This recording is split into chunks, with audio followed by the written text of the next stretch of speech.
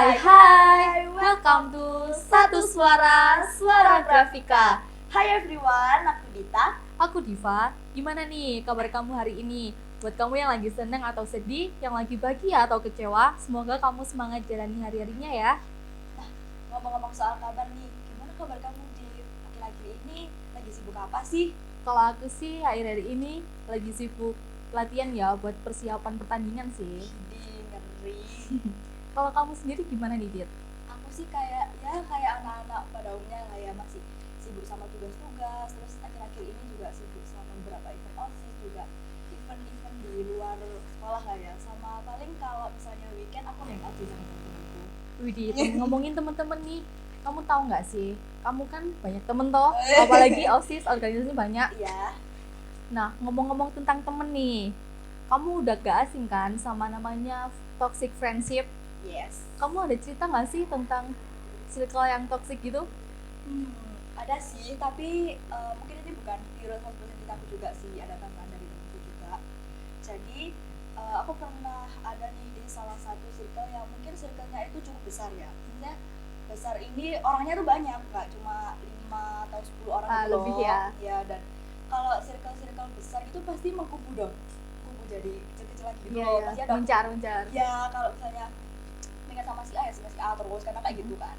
Nah, ada nih salah satu temenku yang emang dia itu dimasukin di salah satu kubunya. Iya. Dan ada beberapa orang yang dia itu masuk di beberapa circle, di beberapa kubu. Nah, toksiknya itu di bagian yang kalau si orang yang masuk di beberapa ini, dia tuh kalau lagi ngumpul sama si A, ngobrolin si B. Ngobrolinnya tuh bukan hal baik ya. Ngobrolinnya Oh, tuh negatifnya ya? ya kayak ngomongin di belakang gitu loh. Nah, jadi kalau misalnya sama circle A ngomongin circle B terus kayak gitu muter terus, dan jadinya kayak annoying gitu nggak sih, kayak apa sih gitu kan. Kayak malah kesannya jadi munafik. Iya, terus habis itu yang toksiknya lagi itu temanku ini tipe orang yang pertemanan banget. Kalau misalnya temennya ada apa-apa langsung dia yang paling heboh sendiri gitu loh. Nah, tapi sakitnya itu temen-temennya ini nggak pernah nomor satuin dia juga. Jadi nggak ada timbal balik yang baik gitu loh. Jadi dia tuh selalu jadiin dia itu second choice. Nah, dan bodohnya si temanku ini, dia tuh nggak mau keluar dari zona nyaman itu. Karena menurut dia, kalau misalnya dia sama teman-teman ini tuh, dia tuh bisa nyobain experience baru. Padahal nyatanya dia juga sakit hati juga. Kadang juga kalau main nggak diajak gitu, tiba-tiba kayak Ya mungkin diajak sih kalau kurang kendaraan sih. iya sih kayaknya. Terus kayak apa, kalau misalnya lagi ada apa-apa juga dia nggak pernah dikabarin. Karena kalau misalnya lagi kumpul gitu, Gak dianggap juga lagi. iya, kayak semua orang tuh kayak bilang ngobrolin A, ngobrolin B, dia nggak tahu apa-apa. Terus kadang ada yang bilang kayak, oh ya sih, ini kan nggak tahu ceritanya gitu. Jadi kayak ngecelup banget gitu kan. Itu sih. Kasian sih kalau menurutku. Iya sih, kayak sakit sih sebenarnya, tapi dia nggak mau pergi. Kalau dari kamu gimana? Apa ada cerita-cerita gitu tentang toxic friendship? Kalau pengalamanku sendiri sih ada kayak kan aku kan ikut kayak organisasi, ikut klub gitu kan. Nah, pasti kan di organisasi atau klub itu kan pasti ada senioritasnya. Yang kan lebih pertama gitu ya, masuk bener. situ. Nah, terus kayak mereka itu ngerasa paling penguasa di situ. Paling bener gitu ya. Bener banget. Apalagi kayak merasa, oh aku yang paling lama nih, aku yang paling tua, aku yang paling tahu tentang semua ini. Nah, Jadi kayak ngeremehin kita gitu ya, kayak iya, kita nggak bisa apa-apa. mentang-mentang kita orang baru. BTW nih Div, kamu tahu nggak sih kenapa dari tadi kita bahas tentang toxic friendship? Kenapa tuh? Karena nanti toxic friendship ini bakal kita bahas di segmen kedua, biar lebih mendalam lagi ya. Tapi kayaknya kalau misal berdua aja kayaknya nggak seru ya. Bosen gak sih? Ya, nanti kita bakal datengin nih seseorang yang mungkin bisa jadi temen ngobrol kita, buat biar kita tuh bisa lebih ngerti tentang toxic friendship ini ya. Yep. Kalau gitu, what do you think about circle friendship sih, Dit? Kalau menurutku nih ya, circle pertemanan itu harus circle pertemanan yang baik. Ya. Karena kalau kita punya circle pertemanan yang baik nih, dia tuh bisa jadi support buat kita. Kalau misalnya kita mau upgrade diri nih, mereka juga support kita. Yeah. Kalau misalnya kita lagi sedih, mereka tuh ada buat jadi tempat cerita aku gitu. Terus juga circle yang baik itu bisa nge-improve kita buat jadi pribadi yang lebih baik. Iya. Sih. Wah, berarti kalau punya circle tuh harus yang positif ya. Betul banget. Kalau Nah. menurut kamu nih, pertemanan itu kan pasti ada dampak positif sama negatifnya kan. Kalau Iya. dari aku tadi positifnya kayak gitu. Kalau menurut kamu dari sisi negatifnya gimana sih? Kalau menurut aku sih dari sisi negatifnya itu kayak misal kita punya circle tapi circle itu nggak bisa nge-support kita, apa kayak kita lagi down mereka nggak ada, itu kayak menurutku negatif sih. Kayak malah bikin kitanya jadi lebih stres gitu nggak sih? Kalau temenan Karena sama kita mereka. punya temen tapi nggak ada manfaatnya tuh buat apa. Iya. Apalagi kalau membahas circle ini kan kayak luas gitu kan, banyak Iya. pandangan juga. Dan itu juga bikin apalagi orang-orang tuh kan ada yang lebih pentingin egonya. Jadi Ya benar, kalau misalnya lagi dalam satu circle terus egonya sama-sama besar gitu kan terus langsung kalau ada pisah. yang mau ngalah. Iya. Iya sih, apalagi sekarang kan lagi maraknya nih kayak circle-circle, terus Circle cecan-cecan gitu kan bener biasanya. banget. Circle kayak coba-coba cowok-cowok ganteng Nah yang iya, biasanya apalagi kalau misal kita nggak masuk kriteria tuh nggak bisa masuk ke circle itu. iya, kayak para ngabis-ngabis gitu kan biasanya. Iya. Terus nih ya, aku tuh pernah baca di salah satu web gitu. Dia tuh bilang kalau misalnya kita punya circle temen yang baik tuh bisa memicu mengurangi angka kematian. Karena kalau misalnya kita ngumpul lagi temen nih kan kita jadi lupa nih kalau misalnya kita punya masalah, kadang bisa ngelupain kalau kita tuh lagi stres gitu. Jadi bikin kita bahagia. Nah hal itu bikin mengurangi angka kematian. Terus juga circle pertemanan ini bisa menjadikan kayak relasi gitu loh. Kalau misalnya kita mau cari kerja kan kayak gampang gitu loh nanti. Kalau punya banyak teman, orang dalam gitu Iya. lah ya. Selain itu kalau misalnya temenan itu pasti lebih bisa bikin kita ngerti apa arti toleransi kayak gitu sih. Oke, tapi menurutku nih ya, aku garis bawahi tentang mencegah kematian. Nah, kalau di pandanganku sendiri itu enggak sih. Kalau punya temen yang toksik, nah kita harus juga bisa memilih teman yang mana yang baik, mana yang buruk. Iya sih. Kalau misalnya kita malah milih teman yang buruk, kita juga jadi Ya, ikutan kayak gitu malah kan. jadi stres, malah memicu kematian enggak sih? Kita bahas dari sisi negatifnya, itu juga ada nih orang-orang yang terlalu asik main sama circle-nya sampai lupa sama jati dirinya. Bener. Kayak ngikutin ekspektasi temen-temennya, kalau misalnya harus gini, dia juga harus gini, kalau temennya gitu juga dia juga harus gitu. Malah Padahal- ikut-ikut gak sih? Iya, padahal mungkin apalagi yang ikut-ikut itu hedonisme yang foya-foya gitu kan. Gak Nah, sesuai itu- ekonominya. Iya, padahal ekonominya nggak cukup tuh buat nyampe ke situ, tapi dia maksain kayak mungkin sampai foto-foto KTP gitu kan, Pinjol. sampai pinjam sana sini, cari utangan, itu kayak menurutku kurang banget sih.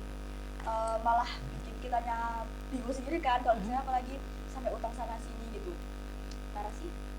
Ternyata dari persekolahan itu juga banyak dampaknya ya. Bener banget. Tapi kalau misalnya bahas dari sudut pandang kita aja kayaknya Kurang ya. Kita harus tahu juga nih sudut pandang dari teman-teman sekalian. Nah, tadi kita sudah sempat open Q&A nih di Instagram. Mungkin langsung kita bacain aja nggak sih? Oke. Let's go. Hai guys. Jadi kita mau bacain nih Q&A yang udah kita buka di Instagram. Sudah kita baca nggak sih? Pernah punya temen yang suka bikin drama dan ujung-ujungnya bikin merasa bersalah tanpa alasan. Wah, kalau aku sih pernah ya. Iya, aku juga pernah sih. Tapi kayak ya udah gimana? Kayak- Kita harus bisa move on sih lebih tepatnya. Gak penting juga kali. Yes. Terus langsung lanjut nih yang kedua. Ada satu circle muka dua, saling ngomongin kejelekan satu sama lain tapi dipaksain tetap pertemanan. Itu lebih ke kayak sungkan gak sih mau kayak- pergi? Iya sih, kayak muka dua tuh menurutku hal yang gak wajar. Ya mungkin wajar, tapi gak wajar. Gak Tau wajar sih? banget sih. Kan ya gak Munafik suka sih, banget sih. lebih ke munafik sih. Yes. Terus lanjut. Disuruh ngertiin moodnya temen, hasil temennya yang lain untuk nggak temenan, mempengaruhi agar nunda tugas. Lalu Disuruh saha. ngertiin, disuruh ngertiin moodnya sih, kayak nggak boleh egois dong. Iya. Semua orang juga pasti punya sibuknya masing-masing. bener. Nggak cuma kamu doang kok yang ngerasa capek atau gimana Karena gitu kan. semua orang di dunia itu capek. Kalau nggak mau capek ya pindah ke Mars aja. Udah Pluto. Lanjut nih, aku punya temen dari SD nih bareng terus, tapi semenjak SMK dia punya pacar, terus dia kayak lupa gitu sama aku. Itu termasuk toksik nggak sih? Kalau Gimana menurut nih? aku itu toksik gak toksik sih. Nggak toksiknya karena kita nggak bisa maksain dong seseorang buat selalu Stay, sama kita. Karena setiap orang juga ada masanya dan setiap masa juga ada Ada orangnya. orangnya. Kita nggak bisa egois buat orang kayak harus stay terus sama aku gitu, nggak bisa dong. Benar-benar.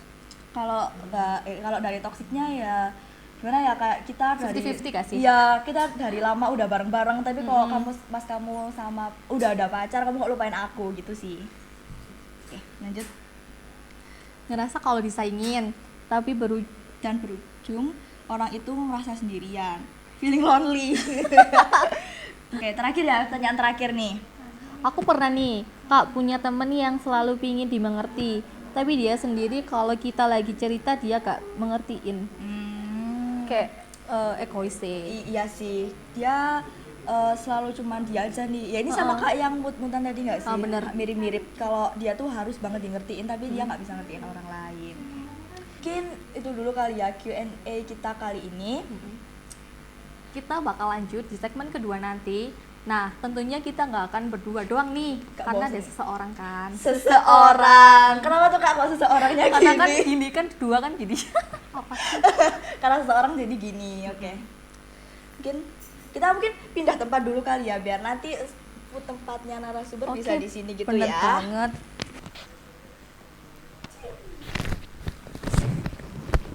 Mungkin itu dari kita, dan jangan kemana-mana, kita akan lanjut ke segmen 2. See you. Halo Bu Senja, apa kabar? Alhamdulillah baik. Lagi sibuk apa sih Bu akhir-akhir ini? Akhir-akhir ini saya mempersiapkan anak-anak kelas 12 yang mau kuliah. Nah, Bu Senja ini kan sebagai guru BK ya di Grafika. Nah, Bu Senja pernah nggak sih dengar dari anak-anak mungkin yang cerita ke Bu Senja tentang circle pertemanan? Pastinya banyak sekali, dan itu kebanyakan itu yang cerita ke saya adalah anak cewek. Itu dari semua angkatan Bu? Iya, kelas 10, 11, 12. Nah, itu biasanya mereka itu menceritakan tentang circle pertemanan di kelasnya. Banyak. Tadi sebenarnya kita sudah bahas nih Bu tentang circle pertemanan ini, dan ada dampak negatifnya dan positifnya.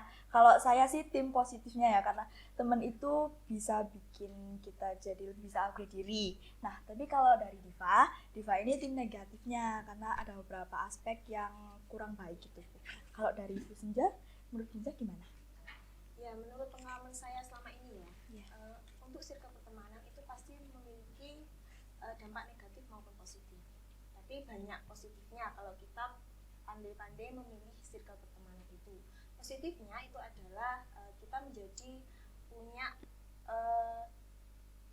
Relasi yang banyak. ya relasi yang lebih luas, wawasan yang lebih luas, karena kan pandangan setiap orang itu berbeda. Jadi kita bisa saling berbagi pandangan, sharing. Oh iya. Terus negatifnya itu ada juga. Itu adalah ketika kita tidak bisa memilih circle pertemanan yang baik. Jadi misalnya kita tidak bisa menolak ajakan teman Karena nggak enakan itu Bu. karena nggak enakan. Nah, itu termasuk dampak negatifnya. Nah, gimana nih Bu cara memilih pertemanan yang baik, dan gimana sih cara kita nolak dari orang-orang yang nggak baik nih? Kan soalnya saya nggak enakan gitu Bu. Nah, gimana caranya? Oke, menolak teman saat mengajak ke hal-hal yang negatif Iya. ya pastinya. Itu salah satunya dengan beralasan untuk mengerjakan tugas. Nah, sehubungan dengan kalian ini kan masih sekolah ya. Iya. Nah, itu kita bisa beralasan, maaf ya aku masih ngerjakan tugas. Besok kalau ada waktu luang kita bisa keluar. Tuh. Nah, tips and triknya kita memilih pertemanan yang baik itu yang pertama adalah teman yang selalu mendukung, Yang suportif gitu Bu. ya support, yang mau menyupport kita apapun keadaan kita. Nah, yang kedua itu adalah teman yang memberikan motivasi ke arah yang lebih baik pastinya. Dan yang ketiga itu adalah teman yang mau mendengarkan keluh kesah kita. Jadi pendengar yang baik. Jadi semuanya itu ada timbal baliknya antara kita memperlakukan teman kita dan juga teman kita memperlakukan kita. Jadi sama gitu ya Bu, Iya, imbas. sama. Nah, apa aja sih yang bisa kita lakuin biar pertemanan kita itu makin kuat gitu? Cara bangunnya itu kayak gimana Bu? Cara membangun pertemanan yang baik dan semakin kuat itu salah satunya adalah kita harus saling menghargai teman kita. Menghargai itu dalam hal semuanya ya, tidak hanya satu. Nah, salah satu contohnya itu adalah menghargai privasi teman. Jadi kita tidak boleh melewati batas itu. Misalnya bertanya tentang keluarganya, padahal dia tidak mau bercerita. Nah, itu kita harus bisa menghargai itu. Tapi kalau misalnya dia lagi sedih nih Bu, terus kita mau tanya kenapa, itu sebenarnya boleh nggak sih Bu? Karena biasanya kan privasi juga kan Bu. Nah itu enaknya gimana Bu? Nah itu sangat boleh dilakukan ketika teman kita itu merasa sedih. Nah kenapa? Itu adalah salah satu bentuk empati kita kepada teman kita. Gitu. Sangat boleh itu. Nah, kalau cara memastikan Ibu, kita tahu nggak sih kalau misal teman ini baik apa enggak, itu gimana? Kalau kalian sudah dekat terus kalian akrab, itu pasti kalian tahu kebiasaan teman itu seperti apa. Nah, kebiasaan itu bisa menjadi dasar kalian untuk menilai bagaimana teman itu baik atau tidak. Nah, misalnya kalau kamu diajak, ayo bolos aja. Waktu sekolah, nah itu kan kamu bisa menilai sendiri kan. Iya. Seperti itu. Kalau semakin lama kita semakin kenal dengan teman-teman kita, itu kita akan semakin tahu sifatnya seperti apa, Buruk-buruknya kayak gimana. Iya. Gitu. Itu akan berangsur-angsur seiring berjalannya waktu. Tapi kalau misal baru ketemu gitu Bu, kalau kan ini kan dulu waktu perpindahan dari SMP ke SMK ini kan belum kenal sama sekali. Nah, kalau kita mau pilih yang baik apa gimana, itu gimana caranya Bu? Nah itu ada tipsnya sendiri. Nah gimana cara memilih teman yang baru kita kenal? Nah yang pertama itu kita tidak boleh memilih teman itu langsung ini tidak. Jadi kita bisa berteman itu mulai dari semua orang. Nah lambat laun kan kita akan menemukan kenyamanan tersendiri di salah satu teman yang kita membuat nyaman kan. Yeah. Nah, itu bisa berjalan seiring waktu. Jadi kita tidak bisa menilai langsung ketika pertama kali bertemu. Nah, itu caranya seperti itu. Jadi kita berteman dengan semua orang dulu. Mana yang cocok, mana yang baik, nah itu baru kita Pilih. Jadi kayak bisa lihat dari covernya dulu gitu ya Iya, Bu? betul sekali. Nah, kalau misal menanggapi perbedaan konflik itu gimana Bu? Menghindari perbedaan konflik. Iya. Kayak misalkan kita ini egonya masih besar-besar kan Bu. Nah itu cara menghindarinya gimana? Yang pertama itu pastinya kita harus mendengarkan pendapat dari setiap orang gitu. Misalnya kalian circle-nya ada 3, nah pendapatnya itu harus didengarkan semuanya, disampaikan semuanya. Nanti setelah itu kita bisa menentukan yang mana yang baik, yang mana yang paling disetujui. Disaring dulu gitu ya Bu. Betul sekali.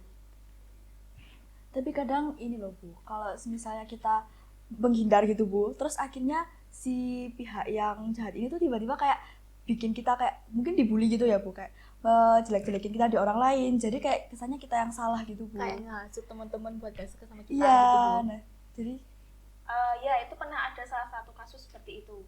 Nah, dan itu pernah saya tangani. Nah, bagaimana caranya biar kamu bisa keluar dari situasi tersebut kalau sudah terlanjur seperti itu? Nah, kamu bisa meminta bantuan kepada perangkat kelas, perangkat intimu, seperti ketua atau wakil.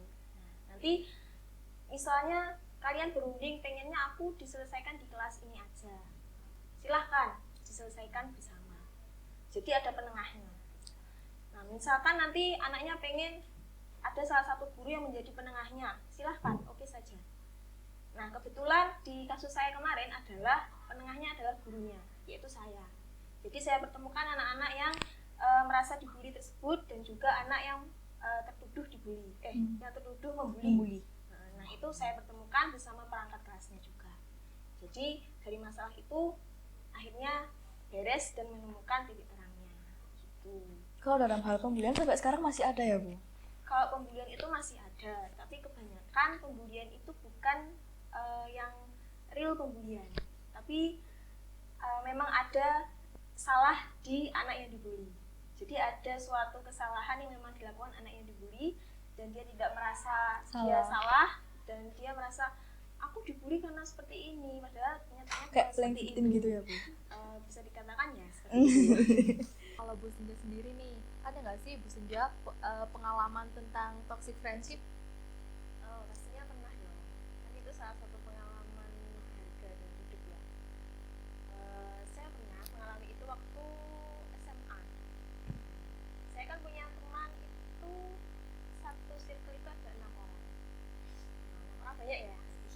kan. Jadi di satu circle itu ada kelompok dan kelompok. Masih iya. mengkumpul lagi Bu? Apa? Masih mengkumpul lagi dari 6 Iya, masih menunggu lagi. Jadi yang paling dekat sama ini, terus yang dekat sama dia ya sama dia gitu. Tapi yang paling berkesan dalam hidup saya ya, itu adalah ketika kita itu menentukan berkumpul di suatu tempat. Misalnya sekolahan saya itu ada di tengah. Nah, rumah saya itu ada di samping sini gitu ya. Nah, itu setiap mau berkumpul itu kan seharusnya mencari tempat yang setidaknya itu ada di tengah-tengah rumah kita berenam. Iya. Itu tidak, itu selalu minta yang rumahnya itu paling jauh. Jadi melewati rumah saya dulu, lalu kita berkumpul di sana. Itu pasti seperti itu. Dan sering sekali mereka itu keluar atau main itu tanpa memberitahu temannya yang lain. Ada 3 orang yang seperti itu. Dan mereka juga sering mengajak, ayo bolos les aja. Kan lesnya juga barengan. Ayo bolos les aja, kita kumpul di rumahnya si A misalnya, yang rumahnya jauh. Nah seperti itu. Itu adalah salah satu contoh pengalaman saya menghadapi pertemanan yang toksik.